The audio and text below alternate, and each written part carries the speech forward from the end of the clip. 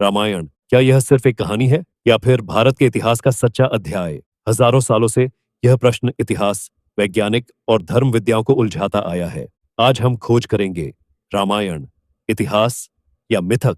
रामायण की रचना महर्षि वाल्मीकि द्वारा की गई मानी जाती है। इस महाकाव्य में भगवान राम के जीवन, वनवास, सीता हरण और लंका विजय का वर्णन मिलता है। यह सिर्फ धार्मिक ग्रंथ ही नहीं, बल्कि जीवन जीने का आदर्श भी माना जाता है। रामायण की शुरुआत होती है अयोध्या से, एक ऐसी नगरी जिसे देवनगरी कहा गया। यही जन्म हुआ था मर्यादा पुरुषोत्तम श्री राम का। राज तिलक से ठीक पहले राम को मिलता है 14 साल का वनवास। राजकुमार से वनवासी तक का यह सफर त्याग, धर्म और कर्तव्य का प्रतीक बन गया।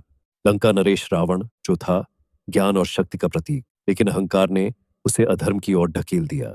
सीता हरण ने ही जन्म दिया इतिहास की सबसे महान युद्ध को। क्या राम सेतु असल में बना था? आज भी भारत और श्रीलंका के बीच सैटेलाइट इमेज में पत्थरों की एक श्रृंखला देखी जा सकती है, जो इस कथा को इतिहास से जोड़ती है। यह था धर्म और अधर्म का संग्राम। राम और रावण के बीच यह युद्ध सिर्फ राज्य के लिए नहीं था, बल्कि सत्य की विजय के लिए लड़ा गया था। कुछ वैज्ञानिक राम सेतु को मैन मेड स्ट्रक्चर मानते हैं, तो कुछ इसे नेचुरल रचना। इतिहास और विज्ञान दोनों के पास अपने तर्क हैं, लेकिन पूरा सच अभी भी रहस्य बना हुआ है। तो क्या रामायण का इतिहास है या एक आध्यात्मिक प्रतीक? कुछ लोग इसे 7,000 साल पुराना सच मानते हैं, जबकि कुछ कहते हैं यह सिर्फ एक महाकाव्य है। चाहे इतिहास हो या महाकाव्य, संस्कृति और जीवन मूल्यों को गहरा प्रभावित किया है।